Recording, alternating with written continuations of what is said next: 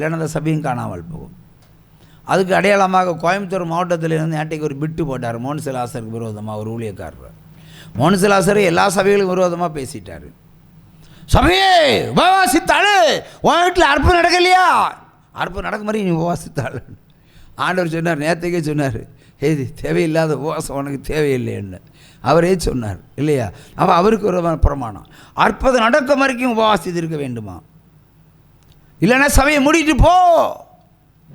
சபையை மூட சொல்ல ஆண்டவர் தான் சொல்லணும். வல்லமை இல்லையா? மூடிட்டு போ. வல்லமைக்காக நம்ம இங்கே இருக்கிறோம். நான் கேட்குறேன், இப்போ இல்லை அபிஷேகத்துக்கு இங்கே வந்திருக்கீங்க, என்ன அபிஷேகம் வல்லமை இங்கே விற்கப்படுகிறதா? இல்லை, உங்களை திருத்துகிற ஊழியம் இது. நீங்கள் திருந்தணும், அவ்வளோதான். இங்கே வல்லமைக்கு அதுக்கு சம்மந்தமே கிடையாது. நீ பிரமாணத்தை உட்கொண்டு கை கொண்டு நடக்கணும். அப்போ நீ நல்ல பிள்ளை ஆயிடுவேன்.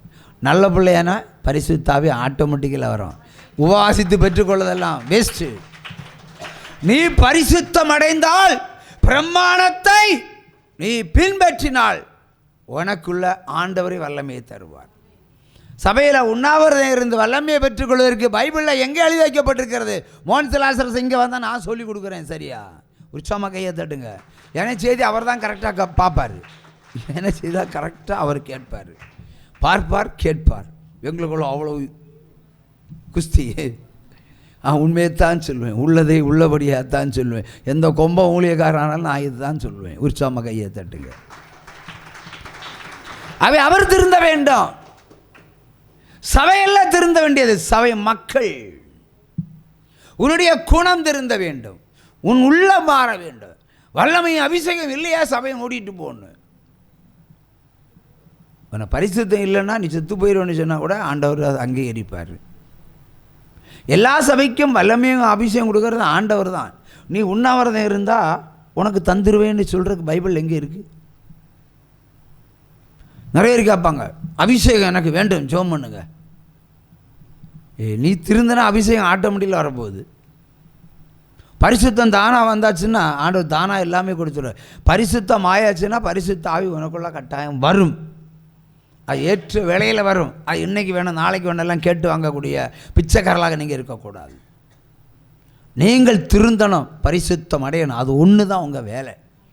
பரிசுத்த ஆவி உங்களை நடத்துவார், எந்த சந்தேகமும் வேண்டாம்.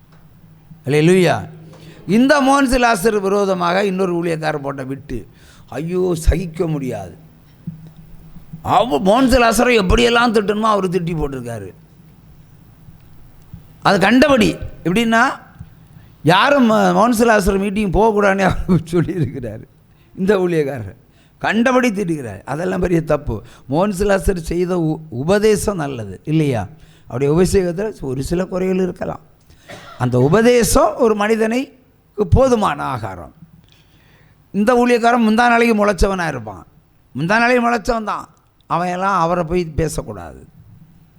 நான் குறைய சொல்கிறேன், திருந்தக்கூடிய குறை. அவன் போடலாம் மொட்டு மாத்தமா உன் சபையில் அற்புதம் நடக்குதாடான்னு கேட்குறாரு. உரிமையில் பேசுகிறாரு. அதெல்லாம் தப்பு. எத்தனை கோடி மக்களுக்கு அவர் உபதேசம் பண்ணியிருப்பார். அதை பார்க்கணும்ல. யூடியூப்பில் வைரல் ஆகணும் என்பதற்காகவே இப்படி போட்டு தள்ளுகிற ஊழியக்காரங்களை முளைச்சிருக்காங்க. ஆண்டவர் போட்டு தள்ளிட்டு போயிட்டே இருப்பார். இதுதான் தீர்க்க தரிசனம். அல்லேலூயா. ஒருவருக்கு ஒருவர் கடிந்து கொள்ளலாம், ஆனால் கடித்து பட்சித்து அழியக்கூடாது. கடித்து பட்சித்து அழியக்கூடாது. அபிஷேகத்தையும் வல்லமையையும் உபவாசித்து பெற்றுக்கொள்ளுகிறதல்ல, பரிசுத்தம் அடைந்து பெற்றுக்கொள்ளுகிற ஒரு சமாச்சாரம். இப்போ நான் இங்கே அந்நிய பாஷை மைக்கில் பேசுகிறேனா? இல்லை. என் பொண்டாட்டி பேசுகிறாளா? இல்லை. சரி, நீங்கள் எல்லாம் யாராவது பேசுகிறீங்களா? பேசலை. அப்போ எது உண்மையான சபை? பிரமாணம் சொல்லுகிறது சபையில் அந்நிய பாஷையில் பேசக்கூடாதுன்னு சொல்லு. 1 கொரிந்தியர் 14ஆம் அதிகாரம் அழகாக சொல்லப்படுகிறது. அவள் அழகாக சபை நடத்தப்படுகிறது. இதே மாதிரி பிரசங்கம் வேற ஒரு ஊழியக்காரன் நடத்தினா நிறைய பெண்கள் என்ன பண்ணுவாங்க? உருளுவாங்க. அபிஷேகத்தில் பேயாக்கும் உருட்டுறது பார்த்தா வாயில் அந்நிய பாஷை, உருளுது தரையில்.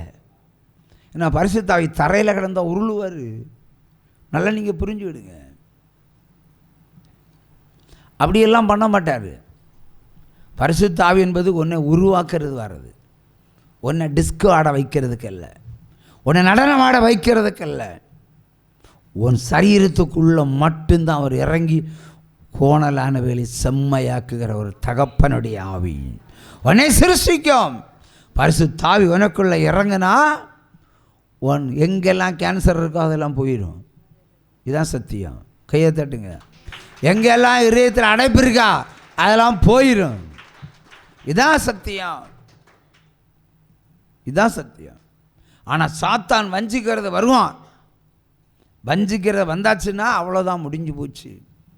பாவாடை மாறி போகிறதும் தெரியாது, சேலை தலைப்பு மாறி போனாலும் தெரியாது.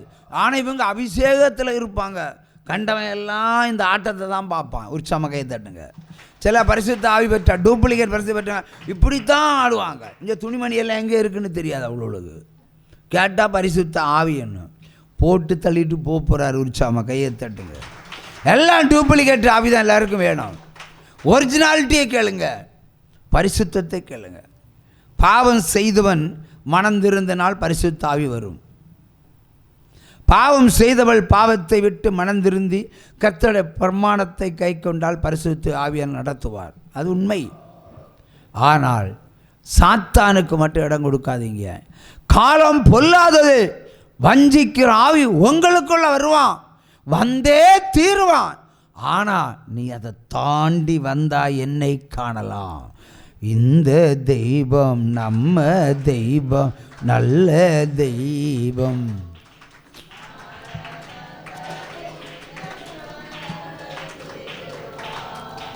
எத்தனையோ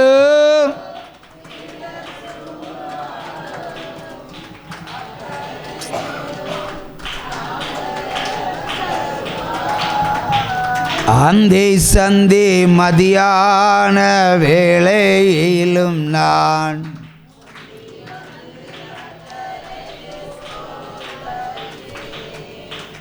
ஒரு முறை இந்த ஒரு சபை ரொம்ப நீர் தான் எங்களை பிரசங்கத்துக்கு கூப்பிட்டார்கள்.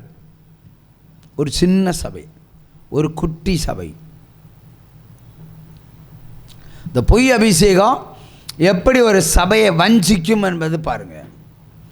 அந்த ஊழியக்கார சகோதரன் கர்த்தர் மேலே பயங்கரமான வாஞ்சை, வெறி வெறி அவருக்கு.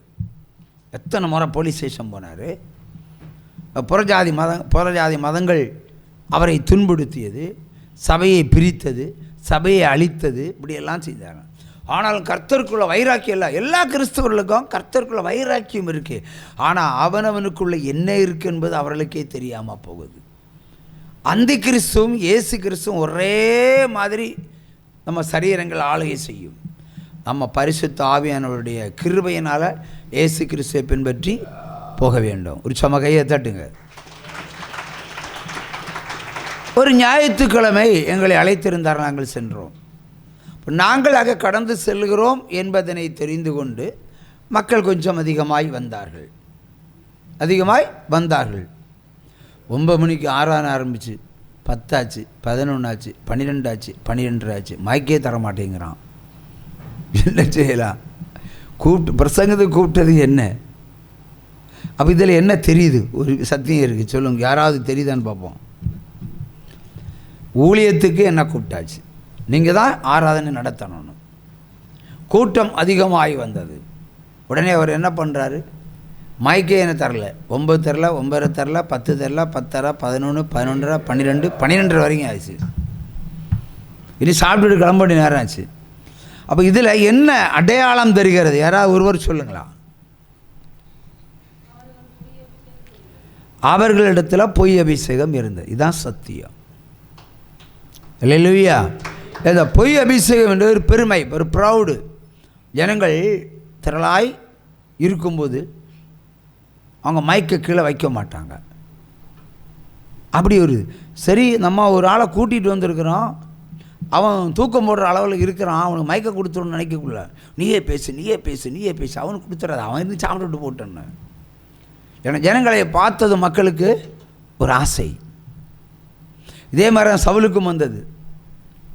சாமுவேலை பலியிட வேண்டும், பலி ஆயத்தமாக இருக்கிறது. ஜனங்கள் பசியோடு இருந்து இறைச்சல் அடைத்தார்கள். உடனே அவசரப்பட்டு பலியை சவுல் நிறைவேற்றினான். ஆண்டவர் சாமுவேலை கொண்டு வந்து ராஜ்யபாரத்தை புடுங்கி எறிவேன்னு சொன்னார். 2 ஆப்ஷன். முதல் அமலேக்கியன், இப்போ பலி. கர்த்தருக்கு தான் 2 முறையும் பலி நிறைவேற்றினான். ஆனால் 2 பலியும் கர்த்தர் அங்கீகரிக்கவில்லை. மாறாக கீழ்ப்படியாமல் போனபடியான ராஜ்யபாரத்தை கிழித்து விட்டார். இதுதான் சத்தியம். பலிகளில் 2 இருக்குது. அவை கிறிஸ்தவர்கள் பலியை நிறைவேற்றுகிறார்கள். ஆனால் கர்த்தருக்கு போய் சேருதா, அந்த கிறிஸ்து போய் சேருதா? என்ன கூட்டிட்டு வச்சு இப்படி வசனத்தெல்லாம் சொல்லி அழகாக பிரசங்கம் பண்ணுறாரு. ஆண்டவர் என்கிட்ட பேச ஆரம்பித்தார். இவங்கிட்ட சேவகோழி நிற்கிது. சேவகோழி எங்கே இருக்கும்? சேவகோழி நிற்கிது. சேவகோழி எப்படி கூவும்?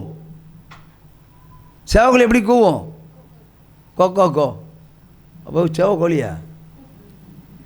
சேவகோழி கூவும்போது 2 காலையும் தரையில் இருக்குமா, 1 கால் தரையில் இருக்குமா? ஒத்த காலம் தான் கூவும். இப்போ அவன் 2 காலையும் பாருன்னு சொன்னார் ஆண்டவர். நான் திரும்பி பார்க்குறேன், ஒத்த காலையே நிற்கிறான். அவன் 2 காலை மடக்கி வச்சு நிற்கிறான். அந்த 4 விரலும் பூமி பெஞ்சிருக்கு, 1 கால் பொங்கி நிற்கிது. கோழி கொக்கரிக்கிற மாதிரி தான் அவருக்கு பிரசங்கம். அப்படி நிற்கிறாரு. தூக்கிடுவேன்னு சொன்னார். சமீபத்தில் பார்த்தா போஸ்ட் ஒட்டி இருக்கு, செத்து போனான்ட்டு. இதான் ஆண்டவர். இந்த ஊழியத்தில் சாவுன்னு சொன்னா சங்க ஊதாமல் விடவே மாட்டார். உற்சவமா கையை தட்டலாம். ஆனால் பொய் அபிஷேகம் கர்த்தருக்குள்ள இருக்குன்னு ஆசை இருக்கு, நல்லதுதான். ஆனால் சரியான பாதையில் போங்க, பிரமாணத்தின் பாதையில் போங்க. சவுல மாதிரி அழிஞ்சு போகாதீங்க. சவுல் ஆண்டவருக்கு பலியிட்ட வந்தான். ஆனால் பிரயோஜனம் இல்லாமல் போச்சுல்ல. தற்கொலை பண்ணி இல்லை செத்தான். ஒரு தீர்க்கதரிசி தற்கொலை பண்ணி சாகிறது எவ்வளவு கேவலமான காரியம். அவை கர்த்தரை தேடுங்க, கர்த்தரையே தேடுங்க. கர்த்தாக்கள் உண்டு, நமக்கு வேண்டாம். நமக்கு கர்த்தர் ஒருவர். அவருடைய பிரமாணம் சாட்டையாக வரும், தண்டனையாக வரும், சிட்சிப்பாக வரும், சிருஷ்டிப்புக்காக வரும், புதுப்பிப்புக்கிறதுக்காகவே வரும். அதுவே ஜீவனுள்ள ஊழியம். கையை தட்டி சிங்கக்கேபியோ சூளை நெருப்போ அவர் என்னை காத்திடுவார்.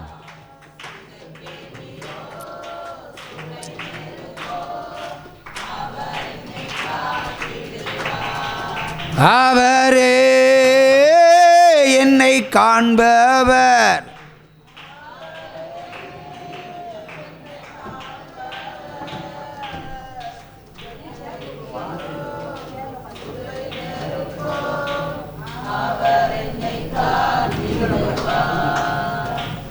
அல்லேலூயா,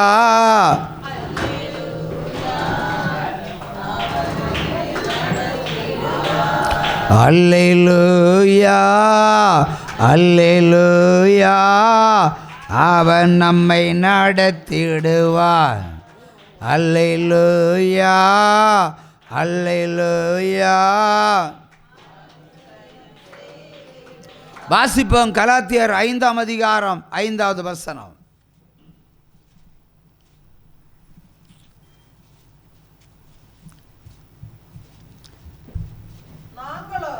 நாங்களோ நீதி கிடைக்கும் என்று ஆவியை கொண்டு விசுவாசத்தினால் நம்பிக்கையோடு காத்திருக்கிறோம். திரும்ப சேர்த்துபடியாது.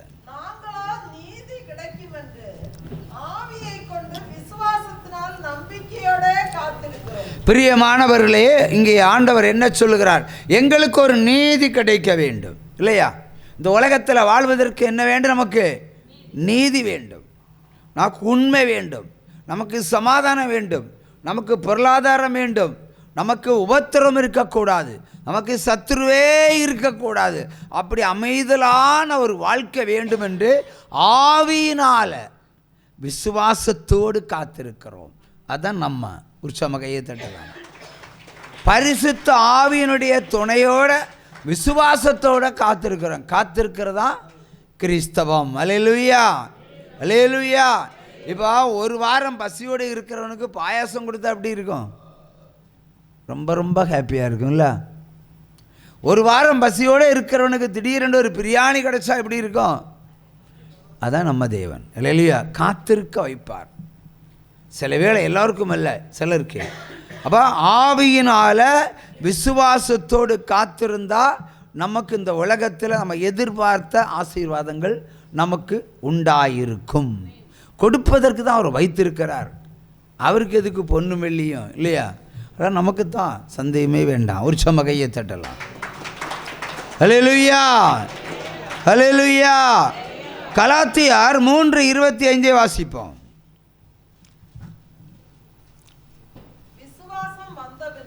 விசுவாசம் ஒருவனுக்கு வந்த பின்பு நான், அதாவது உபத்திரவத்திற்கு கீழானவர்கள் அல்லவே. நமக்கு ஆண்டவரிடத்தில் விசுவாசம் வந்தாச்சுன்னா நமக்கு இருக்கிற இந்த ஏற்படுகிற அந்த உபத்திரங்கள் எல்லாம் நமக்கு ஒரு பொருட்டே அல்ல இல்லையா? டாக்டர் சொல்லுவா நாளைக்கு செத்து போயிடுவேன்னு சொல்லுவார். உனக்கு இருக்க வியாதிக்கு நாளைக்கு செத்து போவ. நீ ஆண்டவரிடத்தில் விசுவாசம் வைத்திருந்தால் போய நான் பழைச்சிருப்பேன்னு சொல்லணும். அதான் விசுவாசம் இல்லையா? இல்லைன்னா இன்னொரு சில சம்பவம் சொல்லுவார், நீ 6 மாதத்தில் செத்து போயிடுவேன்னு சொல்லுவார். 6 மாதத்தில் செத்துருவேன்னு சொன்னார். அப்படி நினைச்சணும், விசுவாசத்தோட நிலைத்திருக்க வேண்டும். இன்றைக்கு ஒரு சகோதரி ஒரு ஃபோன் பண்ணாங்க. நான் ப்ரேயருக்கு வர்றதுக்கு முன்னாடி ஒரு 2 வாரத்துக்கு முன்னாடி, ஒரு 2 மாதத்திற்கு முன்னாடி வந்தார்கள். அவங்களுக்கு ஒரு அற்புதத்தை ஆண்டவர் செஞ்சுருக்கிறார். அது அவங்க சொன்ன பிறகு, கடிதம் எழுதின பிறகு தான் தெரியும். உனக்கு ஒரு பொருத்தனை செலுத்து, உனக்கு 2 அற்புதம் செய்வேன்னு சொல்லியிருக்கிறார். ஆனால் பொருத்தனை செலுத்தினதோன்னு எனக்கு ஞாபகம் இல்லை. ஆனால்